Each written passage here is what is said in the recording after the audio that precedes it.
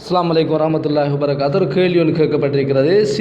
அதாவது கார்ட்டூன் போன்ற படங்களை வரைகின்றார்கள், இதற்கு மார்க்கத்தில் ஏதாவது தடை இருக்கிறதா என்று ஒரு கேள்வி ஒன்று கேட்கப்பட்டிருக்கிறது. பொதுவாக இஸ்லாத்தை பொறுத்த வரைக்கும் இந்த உருவப்பட விடயங்கள் இரண்டு விடயங்களை இஸ்லாம் தடை செய்கிறது. ஒன்று என்னவென்றால் உருவத்தை படமாக வரைவது, சூரத்தின் ஒரு படத்தை வரைவது. ரெண்டாவது சிலை போன்ற அமைப்பில் உருவமாக வடிப்பது. அப்போ இந்த ரெண்டு விஷயங்களையும் இஸ்லாம் தடை செய்வது நாங்கள் பார்க்குறோம். ரசூல் ஸல்லல்லாஹு அலைஹி வஸல்லம் அவர் சொன்னார்கள், இன்ன அஷத்து நாஸ் யௌமல் கியாமத்தி அதாபன், மனிதர்களிலே மறுமை நாளிலே மிகவும் கடுமையாக வேதனை கூட்டப்பட்டவர் யார் என்றால் முஸவ்விரூன். அல் முஸவ்விரூன் சொன்னார்கள். யார் என்று சொன்னால் உருவப்படத்தை வரைகிறவர்கள் அப்படி என்று சொன்னார்கள். இது புகாரிலும் முஸ்லீமிலும் பதிவு செய்யப்பட்டிருப்ப நாங்கள் பார்க்குறோம். அதே போன்று இன்னொரு செய்தியை பார்க்குறோம், இன்னல்லதீன யஸ்னஊன ஹாதிஹி சூர, யாராவது இந்த இப்படியான உருவப்படங்களை யார் செய்கிறார்களோ இவர்கள் யுஅத்திபூன யௌமல் கியாமத்தி, மறுமை நாளையில் வேதனை செய்யப்படுவார்கள். யுகாலு லஹும் அஹ்யூ மா ஹலக்தும், அவர்களுக்கு சொல்லப்படும், நீங்கள் எதை படைத்தீர்களோ அதை நீங்கள் படையுங்கள், நீங்கள் எதை படைத்தீர்களோ அதை படையுங்கள், அதற்கு உயிர்ப்பியுங்கள் என்று மறுமை நாளையில் சொல்லப்படும் என்று ரசூல் ஸல்லல்லாஹு அலைஹி வஸல்லம் அவர்கள் சொல்லியிருக்கக்கூடிய செய்தியை நாங்கள் பார்க்குறோம். அப்போ நாங்கள் எதனை புரிந்து கொள்கிறோம் என்றால், இந்த உருவப்படங்களை எந்த ஒரு நோக்கத்தும் இல்லாமல் நாங்கள் வரைவது, இந்த உருவப்படங்களை நாங்கள் செதுக்குவது, செய்வது, காட்சிப்படுத்துவது, இவைகள் மார்க்கத்தில் தடை செய்யப்பட்ட ஒன்று என்பதை நாங்கள் தெளிவாக புரிந்து கொள்ள வேண்டும். அப்போ உருவப்படம் எந்த அமைப்பில் வேணுமென்றாலும் இருக்கலாம். அது நாங்கள் வரைகின்ற போது அது நிதர்சனமான ஒரு உருவப்படமாகவும் இருக்கலாம், கார்ட்டூன் போன்ற வடிவமாக இருக்கலாம். அதே போன்று சிலைகளாக இன்றைக்கு இருக்கக்கூடிய உலகத்தில் இருக்கக்கூடிய மனிதன், அதே போன்று உயிரினங்களான மிருகங்கள், அதே போன்று பல உயிரினங்களை சிலைகளாக வடிப்பதை கூட இஸ்லாம் தடை செய்திருப்பதை நாங்கள் பார்க்குறோம். அப்போ எந்த ஒரு வடிவத்தில் இந்த உருவங்கள் அதே போன்று இந்த உருவப்படங்கள் இருந்தாலும் மார்க்கத்தில் தடை செய்யப்பட்ட என்பதை நாங்கள் தெளிவாக புரிந்து கொள்ள வேண்டும். காரணம் என்னவென்றால் இஸ்லாம் சிலை வணக்கத்தை தடை செய்திருக்கிறது. இன்ன ஷிர்க லதுல்முன் அதீம், மிகப்பெரிய ஒரு அநியாயம், மிகப்பெரிய ஒரு பாவம் ஷிர்க் என்பதை இஸ்லாம் எங்களுக்கு சொல்லி காட்டுகிறது. அப்போ இந்த அடிப்படையில் எந்த ஒரு காரணம் கொண்டு இந்த உருவச்சிலைகளை யாரும் வடிக்கக்கூடாது, வடிக்கவும் முடியாது என்ற ஒரு செய்தியை இஸ்லாம் எங்களுக்கு காட்டுகிறது. அதே போன்று இந்த உருவப்படங்களை தொங்க விடுவதற்கு இன்னும் சில சான்றுகளை நாங்கள் பார்க்குறோம். ஒரு முறை ரசூல் ஸல்லல்லாஹு அலைஹி வஸல்லம் அவர்கள் ஆயிஷா ரலியல்லாஹு அன்ஹா வீட்டை வருகிறார்கள். திரைச்சீலையில் ஒரு உருவப்படம் தொங்கி இருக்கிறது.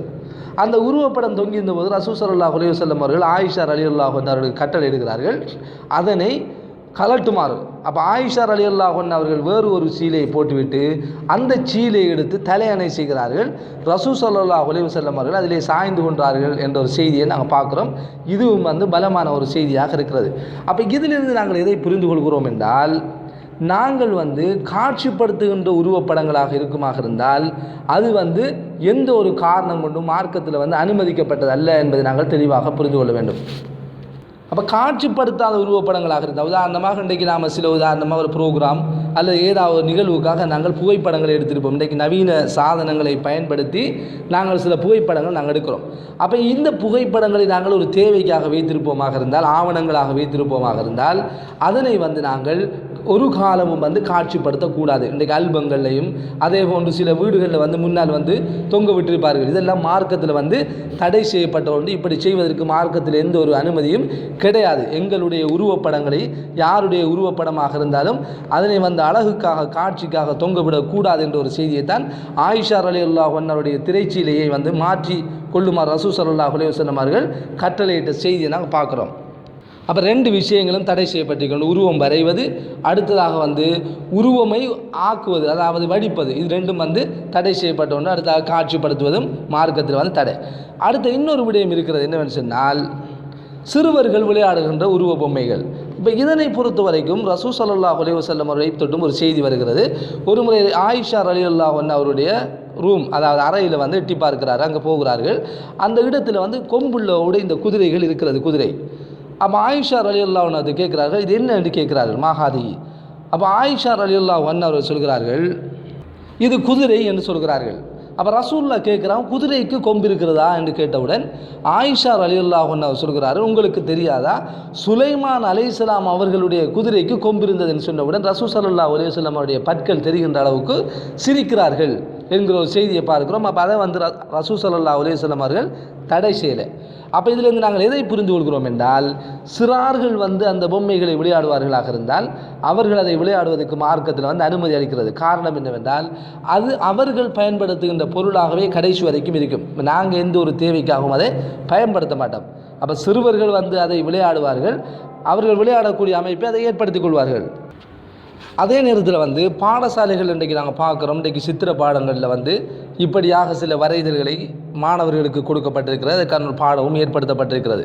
அப்போ இதை நாங்கள் எப்படி எடுக்க வேண்டும் என்றால், மார்க்கத்தின் அடிப்படையில் ஏதாவது உருவங்களை வரைகின்ற முறைமைகள் வந்து எந்த வகையிலும் ஏற்றுக்கொள்ளப்படாவிட்டாலும் கூட பாடசாலையினுடைய கல்வி திட்டத்தின் அடிப்படையில் வந்து இதனை வந்து ஒரு நிர்பந்த ஒரு நிலையாக அதை மாணவர்கள் எடுத்து பரீட்சைக்காக வேண்டி மாத்திரம் வந்து அதனை செய்துவிட்டு அதனை வந்து விலக்களித்து விடும். அதாவது வாழ்க்கையில் வந்து அதனை ஒரு அங்கமாக கொள்ளக்கூடாது என்பதை நாங்கள் தெளிவாக விளங்கிக் கொள்ள வேண்டும். இப்போ ஒரு இஸ்லாமிய நாடாக இருக்குமாக இருந்தால் இப்படியான ஒரு கல்வியை வந்து ஊக்குவிக்காது. காரணம் என்னவென்றால், ரசூல் ஸல்லல்லாஹு அலைஹி வஸல்லம் அவர்களும் அல்லாஹ்வும் சொன்ன அடிப்படையில் தான் அந்த கல்வி அமைந்திருக்க வேண்டும். ஆனால் இன்றைக்கு இருக்கக்கூடிய பாடசாலை கல்வி முறையில் வந்து நாங்கள் வந்து அதனை பயன்படுத்துகிறோம் என்றால், என்ன தேவைக்காக பயன்படுத்துகிறோமோ அதை நிர்பந்த அடிப்படையில் பயன்படுத்திவிட்டு அதற்கு பிறகு அதனை நாங்கள் எந்த ஒரு காரணம் கொண்டும் எந்த ஒரு தேவைக்காகவும் அந்த வரைதலை நாங்கள் பயன்படுத்தக்கூடாது என்பதை நாங்கள் தெளிவாக விளங்கிக் கொள்ள வேண்டும்.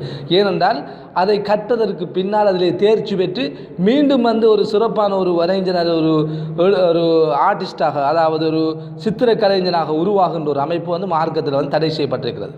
அப்போ எனவே வந்து இதை ஒரு நிர்பந்த நிலையாகத்தான் பாடசாலைகளை நாங்கள் கருத வேண்டும் என்பதை நாங்கள் இதன் மூலம் விளங்கிக் கொள்ளக்கூடியதாக இருக்கிறது. அதே போன்று இந்த சமூக வலை சாதனங்களில் வந்து இன்றைக்கி நாங்கள் பயன்படுத்துகிறோம். அப்போ இதனை பொறுத்த வரைக்கும் எப்படின்னு சொன்னால், இதை எப்படி நாங்கள் எடுத்துக்கொள்ள வேண்டும் என்றால், எங்களை அடையாளப்படுத்துவதற்கும் அறிமுகப்படுத்துவதற்குமாக எங்களுடைய புகைப்படத்தை நாங்கள் பயன்படுத்த வேண்டுமே தவிர, அனாவசியமான முறையில் வந்த புகைப்படங்களை நாங்கள், அதாவது எங்கள் சார்ந்த புகைப்படங்களை பகிர்ந்து கொள்வதை நாங்கள் தடை செய்ய வேண்டும். அது வந்து ஏனென்றால் மார்க்கத்தில் வந்து இப்படியான புகைப்படங்களை நாங்கள் அதிகம் பகிர்ந்து கொள்வது எந்த ஒரு வகையிலும் அதை ஏற்றுக்கொள்ளத்தக்க ஒன்றாக இருக்காது. அப்போ இந்த அடிப்படையில் வந்து இஸ்லாம் வந்து இந்த புகைப்படம் சம்பந்தமாக, அதாவது உருவப்படம் சம்பந்தமாக கடுமையான எச்சரிக்கை விடுத்திருக்கின்ற அடிப்படையில் வந்து கூடிய மட்டும் எங்களுடைய வாழ்க்கையில் இவைகளை நாங்கள் தடை செய்ய வேண்டும் என்பதை தான் நாங்கள் தெளிவாக புரிந்து கொள்ள வேண்டும். அடுத்தது குறிப்பாக வந்து பெண்களை பொறுத்த வரைக்கும் ஒருபோதும் தங்களுடைய புகைப்படங்களை வந்து சமூக வலை சாதனங்களை வந்து ப்ரொஃபைல் பிக்சர்னு சொல்லக்கூடிய அமைப்பில் வந்து போடக்கூடாது. அது மார்க்கத்தில் வந்து தடை செய்யப்பட்டிருக்கிறது. காரணம் என்னவென்றால், பெண்கள் வந்து ஆண்களுக்கு தங்களுடைய அழகை காட்டுவது வந்து மார்க்கத்தில் வந்து ஹராம். பார்வையை தாழ்த்தி கொள்ளுமாறு இஸ்லாம் சொல்கிறது. அல்லாஹும் அவருடைய தூதரும் வந்து கடுமையான எச்சரிக்கைகளை விடுத்திருக்கிறார்கள், பார்வையை தாழ்த்தி கொள்ளுமாறும். அது விபச்சாரம் என்ற ரசூல் ஸல்லல்லாஹு அலைஹி வஸல்லம் சொன்னார்கள். என்ன அல் ஐனானி ஜினாஹுமன் நதுரன் சொன்னார்கள். அதாவது கண்களுடைய விபச்சாரம் என்னவென்றால் பார்ப்பது. அப்போ ஒரு பெண்ணை பார்க்கிற போது அது விபச்சாரத்துக்கு தூண்டக்கூடியதாக இருக்கும் என்கிற ஒரு விடயத்தை வந்து இஸ்லாம் எங்களுக்கு சொல்லி காட்டுகிறது. இந்த அடிப்படையில் வந்து பெண்கள் வந்து தங்களுடைய புகைப்படங்களை எந்த ஒரு காரணம் கொண்டும் சமூக வலை சாதனங்கள் சரி எந்த ஒரு இடங்களிலும் வந்து புகைப்படங்களை பிரசுரிக்கக்கூடாது என்பதில் நாங்கள் தெளிவாக இருந்து கொள்ள வேண்டும். அதே போன்று இந்த திருமணங்களில் வந்து கேளிக்கைகளுக்காக புகைப்படங்கள் வீடியோக்கள் எடுப்பதை வந்து மார்க்கத்தில் வந்து வீண் விரயத்தோடு சம்பந்தப்பட்டது. இதுவும் வந்து மார்க்கத்தில் வந்து தடை செய்யப்பட்டிருக்கிறது. எளிமையான திருமணம் என்று சொல்கிற போது மார்க்கத்தில் இப்படிப்பட்ட புகைப்படங்களை பிரசுரிப்பது, இப்படி வீடியோக்களை எடுத்து பிரசுரிப்பது, இதுவும் வந்து மார்க்கத்தில் வந்து தடை. சிலர் வந்து என்ன செய்கிறார் என்றால், தங்களுடைய திருமண வீடியோக்களையும் புகைப்படங்களையும் வந்து ஃபேஸ்புக் போன்ற சமூக வலை சாதனங்கள் வந்து பிரசுரிக்கிறார்கள். அப்போ இதெல்லாம் வந்து மார்க்கத்தில் வந்து தடை செய்யப்பட்டிருக்கிறது. இது மார்க்கத்துக்கு ஓப்பில்லாத ஒன்று. அல்லாஹும் அவருடைய தூதரும் கடுமையாக எச்சரிக்கைக்குட்பட்ட விடயங்கள் என்பதை நாங்கள் தெளிவாக புரிந்து கொள்ள வேண்டும். எனவே இஸ்லாம் இந்த உருவப்படம் தொடர்பாக என்ன சொல்கிறேன்னு சொன்னால், மறுமையிலே வேதனைக்குட்படுத்தப்பட வேண்டிய மிகப்பெரிய ஒரு பாவம் என்று சொல்லி காட்டுகிறது. ஒரு முஸ்லீமை பொறுத்த வரைக்கும் இதிலிருந்து தன்னை தவிர்த்து கொள்ள வேண்டும் என்ற ஒரு செய்தியை தான் இதன் மூலம் புரிந்து கொள்ளக்கூடியதாக இருக்கிறது.